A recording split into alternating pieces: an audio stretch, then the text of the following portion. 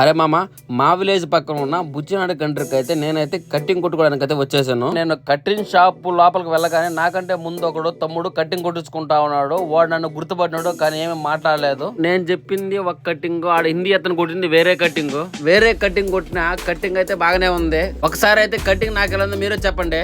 నేను కట్టింగ్ కొట్టుకొని ఇంటికి రాగానే మా నాన్న ఫోన్ చేసి ఇంటి దగ్గర మిరపనారు ఉంది, కయ్యల్లోకి తీసుకొని రమ్మని చెప్పాడు. మేమైతే ఇంతకు ముందు అయితే మిరపనారు అయితే నాటేసాము. అందులో కొన్ని అయితే చనిపోయినాయి. దాని ప్లేస్ లోకి వేరే మిరపనారు అయితే నాటుతా ఉన్నాము. ఎక్కడైతే మిరపనారు నాటాలో అక్కడైతే నేను తవ్వుకుంటూ వెళ్తా ఉన్నాను. నేను తవ్వున ప్లేస్ లో అయితే మా నాయన లైట్ గా వాటర్ పోసి తర్వాత చెట్టుని అయితే నాటుతా ఉన్నాడు.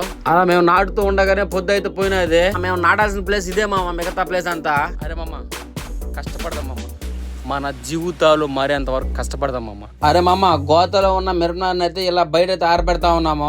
ఇంటికి రాగానే మా విలేజ్ అయితే సర్కస్ అయితే పెట్టినారు. అలా వీళ్ళు చూసేసి ఏదో నాకు దోచినంత సహాయం నేను చేశాను. మామ, నాకు వీడియోస్ కొత్తగా ఎవరైనా చూస్తా ఉంటే దయచేసి సబ్స్క్రైబ్ చేసి నన్ను సపోర్ట్ చేయమమ్మ.